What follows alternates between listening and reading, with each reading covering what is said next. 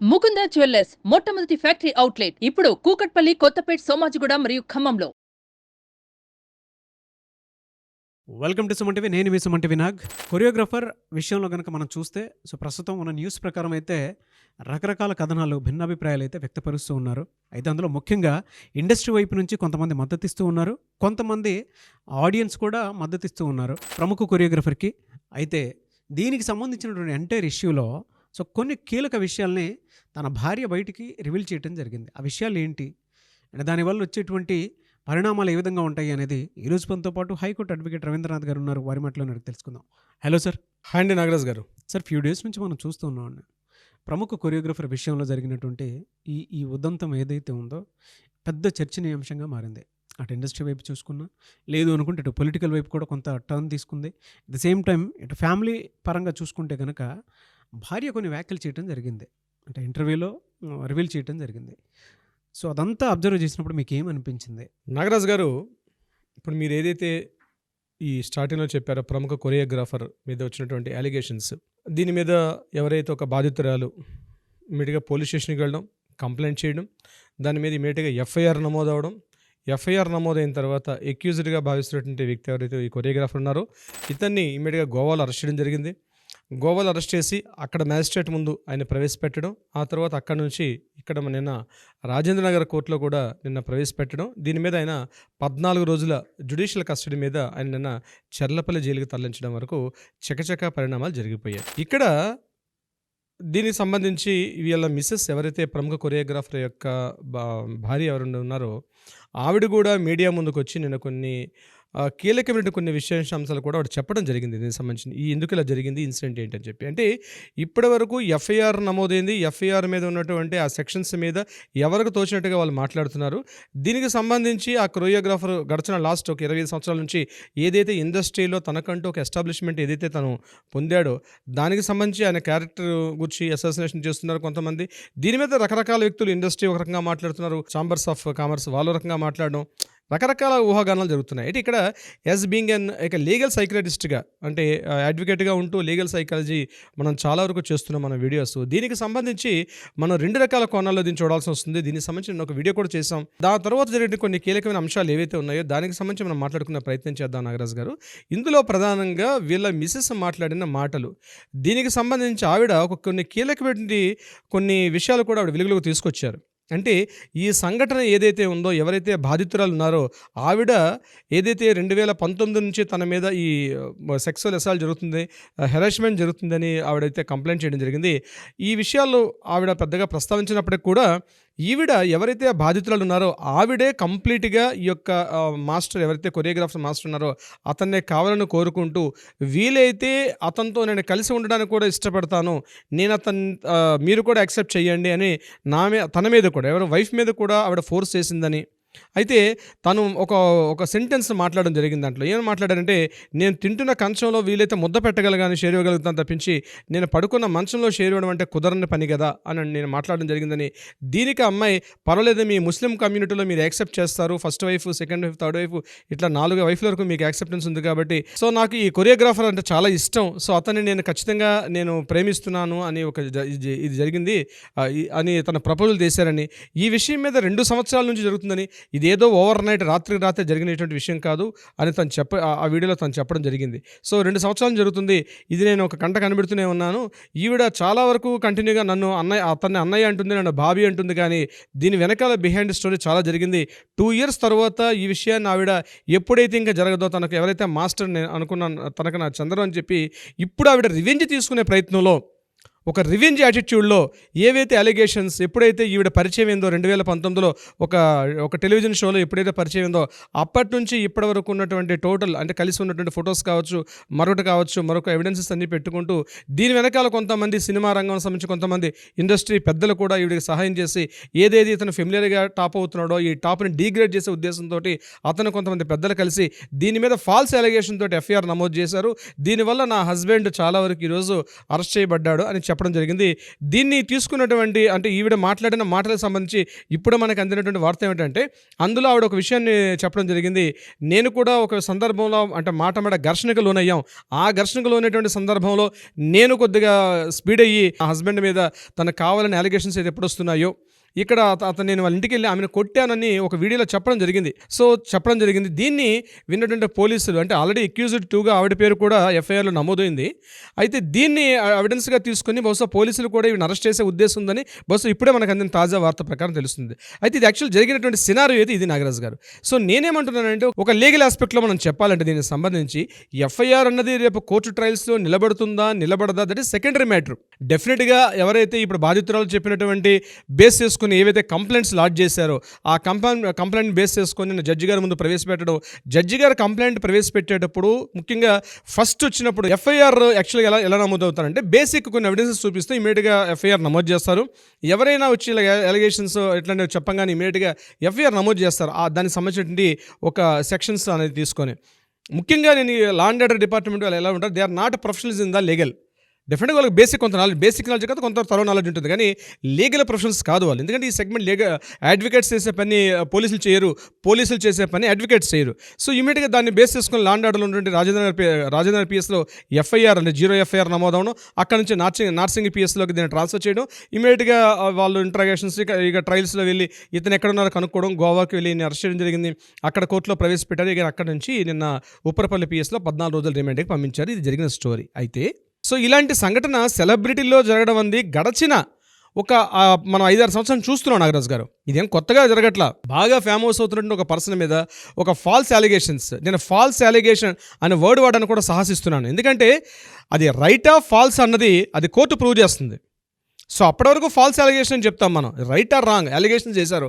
False allegation ఎందుకు వాడుతున్నానంటే ఇక్కడ జరుగుతుంది ఏంటి, నిన్న మనం ఒక విషయం మాట్లాడుకుంటూ చెప్పాం ఒక వీడియోలో. మనం ఏం చెప్పాం మనం అంటే ముఖ్యంగా ఒక రకమైన అమ్మాయిలు ముఖ్యంగా తనకు చెందాల్సింది తను చెందకపోతే, తను కోరుకున్నది తనకు దక్కకపోతే, తను ఆశించింది తనకు దక్కకపోతే ఇక్కడ అమ్మాయిలు రకరకాల మైండ్ సెట్లో మారుతారు.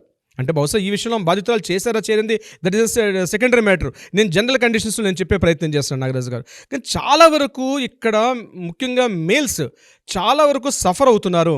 ఈరోజు సెలబ్రిటీ రంగంలో జరిగింది కాబట్టి మనం దాని గురించి ఈరోజు మాట్లాడుకుంటున్నాం. ఇది ప్రతి సెగ్మెంట్లో జరుగుతుంది. సాఫ్ట్వేర్ ఇండస్ట్రీస్లో జరుగుతుంది, బిజినెస్ ఆఫీస్లో జరుగుతుంది, వేరే వృత్తుల్లో గవర్నమెంట్ ఆఫీసులో కానీ ప్రతి చోట. దాన్ని మనం ఒక వీడియో కూడా చేస్తాం, క్విడ్ ప్రోకో అని చెప్పి ఒక వీడియో చేస్తాం. అంటే నీకు ఇది నాకు ఇది. బహుశా ఇక్కడ ఈ కొరియోగ్రాఫర్ మాస్టర్ ఏం ఆశించి తన దగ్గరికి వెళ్ళారో, లేకపోతే తను ఏం ఆశించి వచ్చిందో ఇక్కడ 2 రకాలుగా మనం చూడాలి. సో ఏదో జరిగింది అక్కడ క్విడ్ ప్రోకో అని ఒక బహుశా జరిగి ఉండే అవకాశం ఉంటుంది. అది జరిగిందా జరగలేదు పోలీసుల యొక్క ఇంట్రాగేషన్ జరుగుతుంది. అది రేపు ఫైల్స్ చేసిన తర్వాత కోర్టులో ట్రయల్స్ మీద అది ఫైనలైజ్ అవుతుంది జడ్జిమెంట్కి ఇచ్చేటప్పటికి. బట్ ఈలోగా నేనేమంటానంటే జరగాల్సిన డ్యామేజ్ జరిగిపోతుంది. ముఖ్యంగా మేల్స్ మీద ఈరోజు ఒక ఇన్సెక్యూర్లో బతుకుతున్నారు. అందరూ కాదండి, కొంతమంది వాంటెడ్లీ కావాలని చేసిన వాళ్ళని క్రూయల్టీగా చేసే వాళ్ళు కూర్చొని ఆ సెగ్మెంట్ గురించి మాట్లాడలేదు. బట్ ఒక 30-40% ఈరోజు మేల్ సెగ్మెంట్లో కూడా ప్రతి ఇండస్ట్రీలో ముఖ్యంగా ఈ బిగ్ స్క్రీన్ ఏదైతే ఉందో ఈ సోషల్ సిల్వర్ స్క్రీన్ మీద చాలామంది రకరకాల సెగ్మెంట్స్, అది కొరియోగ్రాఫర్స్ కావచ్చు, యాక్టర్స్ కావచ్చు, హీరోయిన్స్ కావచ్చు, అన్ని రకాల బోత్ సైడ్స్ కూడా రకరకాల సెగ్మెంట్లో సఫర్ అవుతున్నారు. అయితే మనం ఈ విషయానికి ఒక మనం చర్చించే ప్రయత్నం చేసినట్లయితే ఇక్కడ ఒకటి గుర్తుపెట్టుకోవాల్సింది ఏంటంటే ఇప్పుడు ఈరోజు ఫ్యామిలీ ఉంది, వీళ్ళ ఫ్యామిలీ. సో ఏదో కష్టపడి ఇండస్ట్రీకి వచ్చారు, రాత్రినగా పగలనగా కష్టపడ్డాడు, ఒక ఇండస్ట్రీలో ఒక స్టేజ్కి రావడం జరిగింది. సో ఇందులో రకరకాలటువంటి మెట్లు ఎక్కుకుంటూ వస్తాడు ఆయన. వచ్చినప్పుడు ఈ రోజు నా పరిస్థితి చెప్తాను, చిన్న పిల్లలు మనం కోణాన్ని ఎంతసేపు కోర్టులు ఎంతవరకు ఆలోచిస్తాయి, ఈ విషయం జరిగిందా జరగలేదా, జరిగింది. ఈరోజు మీడియా కూడా ఏమైపోయిందంటే నాగరాజు గారు, ప్రతి విషయం నేను చెప్తున్నాను, జరిగిందనగా ఏదో విషయం ఒక అలిగేషన్ రాగానే నిజంగా జరిగిపోయింది అన్నట్టుగా మూల కూర్చుంటే ముస్లింలు కూడా బయటకు వచ్చి మాట్లాడే పరిస్థితి వచ్చారు ఈరోజు. ఎక్కడెక్కడ మనకు కనిపించిన ఫేస్లు కూడా బయటకు వస్తున్నారు ఈరోజు. అంటే ఎందుకు నేను చెప్తున్నాను విషయాన్ని, చాలా వరకు ఒక ఇన్సెక్యూర్డ్ ఫీలింగ్లో మగవాళ్ళు బతుకుతున్నారు నాగరాజు గారు. ఒక ఇన్సెక్యూర్డ్ ఫీలింగ్లో నా దగ్గరకు వచ్చినట్టు కొంతమంది క్లయింట్స్ మాట్లాడుతున్నారు, ముఖ్యంగా సాఫ్ట్వేర్ ఇంజనీర్స్.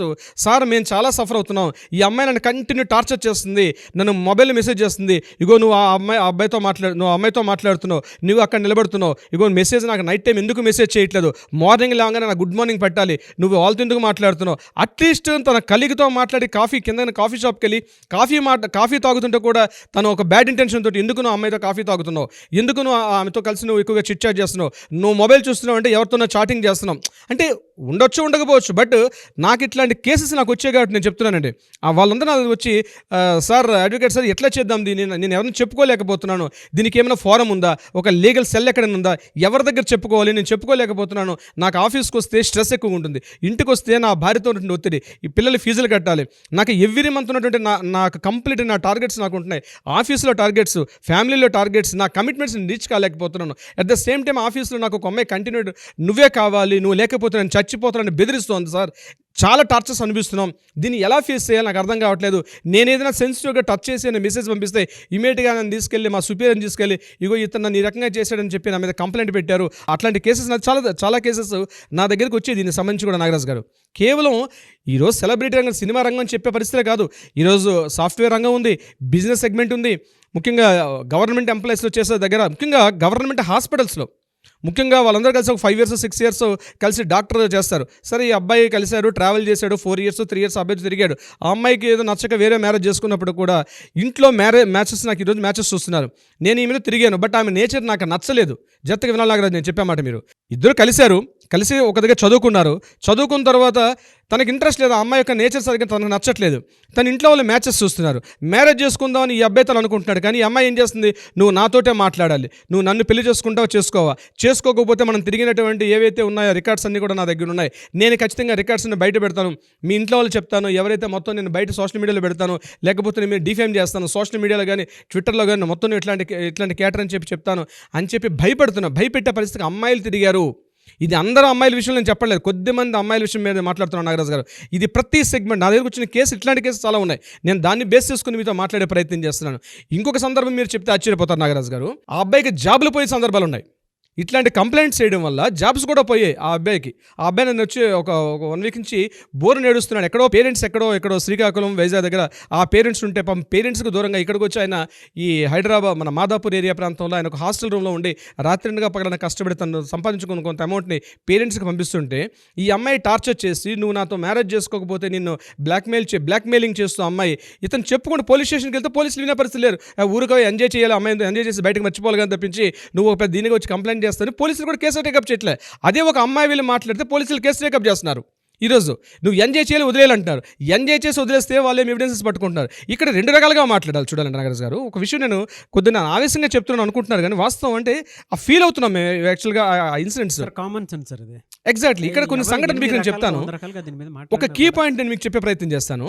ఒక అమ్మాయి ఒక అబ్బాయితో మాట్లాడిన తర్వాత సరే వాళ్ళిద్దరికి ఇంట్రెస్ట్ అయ్యి ఒక మ్యూచువల్ కాన్సెంట్తో ఒక ప్లేస్కి వెళ్తారు. వెళ్ళిన తర్వాత సెకండ్ టైం ఏం చేస్తుంది, ఆ అమ్మాయి కావాలని ఒక ఎవిడెన్స్ క్రియేట్ చేసుకొని కూడా వెళ్తుంది. ఇక్కడ చూడండి, మ్యూచువల్ కన్సెంట్ అనుకునేటప్పుడు ఎవిడెన్స్ వీడినతో తప్పుగా ప్రవర్తిస్తే నాకు ఫ్యూచర్లో పనికి వస్తుందని చెప్పి ఎవిడెన్సెస్ కలెక్ట్ చేయడం ఇది కరెక్టా రాంగా? నిజంగా పోస్ట్ చేయండి ఆడియన్స్ మనతో మాట్లాడిన వాళ్ళు. Is it right are wrong? ఇద్దరు కలిసి ఉన్నారు, కలిసి మాట్లాడుతున్నారు, ఈ అబ్బాయి కూడా ట్రై చేస్తున్నాడు, అమ్మాయి కూడా ట్రై చేస్తుంది. ఫ్యూచర్లో మనం విడిపోతే ఇప్పుడు మనం ట్రావెల్ చేసినటువంటి ఇవన్నీ కూడా మనకు ఎవిడెన్స్గా పనికొస్తాయని చెప్పి ఆ అమ్మాయి ఇవన్నీ కూడా ఫైల్ చేసి పెట్టుకుంటుంది. ఈరోజు ఈ అమ్మాయి యొక్క మోజులో ఈ పిచ్చినా కూడా ఏం చేస్తాడంటే వీడు సరిగ్గా అర్థం చేసుకోలేని పరిస్థితులు ఈ అబ్బాయి వాడు తిరుగుతూ ఉన్నాడు, ఖర్చు పెడతాడు, మొత్తం మంత్లీ వచ్చి తన శాలరీ మొత్తం తన షాపింగ్ అంటుంది, లేకపోతే ఇంకొకటి అంటుంది, రకరకాల ఎక్స్పెన్స్ అయిపోయిన తర్వాత ఈ అమ్మాయి మొత్తం ఎవిడెన్స్ అని తనకు కావాల్సిన ఎవిడెన్స్ అని క్రియేట్ చేసి పెట్టుకుంటుంది, ఒక ఫైల్ చేసి పెట్టుకుంటుంది. ఎప్పుడైనా నువ్వు రివర్స్ అయినప్పుడు ఏగో నీకు చేసి నేను బ్లాక్మెయిల్ చేసే పరిస్థితికి వచ్చేసారు. నేను ఈ సంఘటనకు సంబంధించి బహుశా రిలేటెడ్ కాకపోయినా ఎందుకు మాట్లాడుతున్నాను అంటే కొన్ని వందల మంది ఈరోజు లేడీస్ చేస్తున్నటువంటి ఫాల్స్ ఎలిగేషన్స్లో అన్నిటిని ఒక చట్టం ఇరుక్కుపోయి తన లైఫ్ను కోల్పోయి భవిష్యత్తు మీద అంధకారం అయిపోయి ఏం చేయాలో అర్థం కాక మాలాంటి అడ్వకేట్లు చుట్టూ తిరుగుతున్నారు. మాకున్నటువంటి సొల్యూషన్స్ ప్రకారం మేము వాళ్ళకి చేస్తున్నాం సొల్యూషన్స్ ప్రకారం, కానీ జరగాల్సిన డ్యామేజ్ జరిగిపోతుంది. ఇది ఈరోజు సెలబ్రిటీల విషయానికి వచ్చినట్లయితే సెలబ్రిటీలు టోటల్ వాళ్ళకి డిఫేమ్ అవుతున్నారు, వాళ్ళ పరువు పోతుంది. సరే రేపు 499 వేస్తారు, 500 వేస్తారు, వాళ్ళ మీద పరువు నష్టం దావా వేస్తారు, బట్ జరగాల్సిన డ్యామేజ్ ఎవరిస్తారండి? దాన్ని ఏ రకంగా మీరు కంపెన్సేట్ చేస్తారు? ఈరోజు ఈ కొరియోగ్రాఫర్ విషయానికి మనం మాట్లాడుకోగలిగితే ఈయనకి జరగాల్సిన డ్యామేజ్ జరిగిపోతుంది. ఈరోజు రేపు వీళ్ళని అరెస్ట్ చేస్తారు, లేకపోతే వాళ్ళ మిస్సెస్ని అరెస్ట్ చేస్తారు. అది ఎస్ఆర్ రాంగ్ అంటే రేపు కోర్టు ట్రయల్స్లో ఫిక్స్ అవుతుంది, ట్రయల్స్లో జడ్జిమెంట్లు వస్తాయి. ఇట్ విల్ టేక్స్ ఆల్మోస్ట్ ఒక 1 year పడుతుంది. 30 ఏళ్ళ నుంచి తన కట్టుకున్నటువంటి కళ్ళ సౌధాన్ని ఒక అమ్మాయి వచ్చి కూల్చేస్తే మరలా తెచ్చుకోవడానికి కోసం తను మళ్ళీ కాలాన్ని వెనక్కి తీసుకొని రాలేడు. రేపు కోర్టుల్లోకి వెళ్తే మరలా పన్ను నష్టం దావాలంటారు. సరే డిఫేమ్ అయితే మరలా దాని కాంపెన్సేషన్కి వెళ్తాయి. ఈ ఒక్క చట్టం తప్పించి ప్రత్యేకంగా చట్టాలంటూ లేవండి. డెఫినెట్గా సరే అది గృహహింస చట్టాలు అయితే కొంత మేల్స్కి ఫీమేల్స్కి సంబంధించి ఉంటుంది. కానీ ఈ ప్రత్యేకమైన సెగ్మెంట్కి సంబంధించి నేను మాట్లాడుతున్నాను. ఇట్లాంటి అలిగేషన్స్ వచ్చేటప్పుడు ప్రూవ్ చేసుకొని నువ్వు జరగలేదు అని కేసు కొట్టేశారు అనుకోండి, బట్ జరగాల్సిన డ్యామేజ్ జరిగిపోయిన దాన్ని ఎట్లా కొలుస్తాం? ఆ కుటుంబానికి ఇట్లా నాట్ ఓన్లీ ఒక్క కొరియోగ్రాఫర్ కుటుంబాన్ని కాదండి, ఇట్లా ఛిద్రమైపోయినటువంటి కుటుంబాలకి ఎంతమందికి న్యాయం జరుగుతుంది? సో డెఫినెట్గా నాట్ ఓన్లీ ఒక ఈ సిల్వర్ స్క్రీన్ ఇండస్ట్రీ కాదు నాగరాజ్ గారు, ప్రతి ఇండస్ట్రీలో జరుగుతుంది.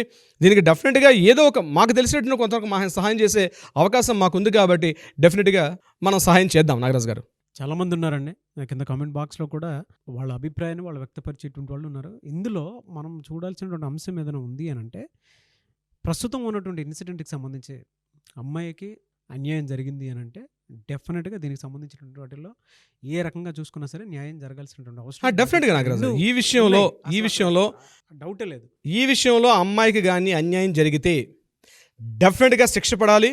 అది ఎటువంటి శిక్షలు ఉంటే ఇంకొక 4 శిక్షలు ఉండి చేయాల్సిన అవసరం కూడా ఉంటుంది. కానీ లేనప్పుడు నేనేం మాట్లాడుతున్నా అంటే, ఒకవేళ ఈ జరగాల్సిన డ్యామేజ్ ఈరోజు సొసైటీలో జరుగుతుంటే నా దగ్గరకు వచ్చే కేసుకు సంబంధించి నేను చెప్తున్నాను. అంతేగాని ఇక్కడ నేను ఏదో తన వకాలత్ పుచ్చుకుని ఎవరి వైపు నేను మాట్లాడటం లేదు.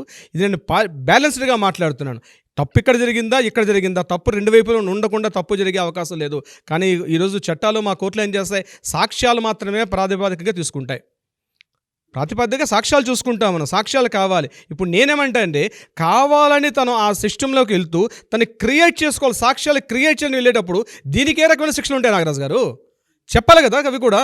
నువ్వు వెళ్తున్నావు, నేను అతనితో డేటింగ్కి వెళ్తున్నాను అని చెప్పి నువ్వు వాలంటరీగా లేకుండా ఇతను ఏమైనా ఫ్యూచర్లో జరిగితే నేను ప్రికాషన్గా ఈరోజు సాక్ష్యాలు క్రియేట్ చేయాలి అని చెప్పి ఒక మాల్ ఇంటెన్షన్తో సాక్ష్యాల కోసమే నువ్వు అతనితో డేటింగ్కి వెళ్తే దీనికి ఆన్సర్ ఏం చెప్తుంది? సాక్ష్యాలు చూస్తుంది కోర్టు, బట్ నువ్వు సాక్ష్యాల కోసం క్రియేట్ చేసుకుని అతనితో వెళ్ళేటప్పుడు దీనికి సంబంధించిన యాక్ట్స్ ఏం చెప్తాయండి? దీనికి బలైపోయాడు మగాడు కాదా అంటే బోత్ సైడ్స్ ఉంటుంది నాటు.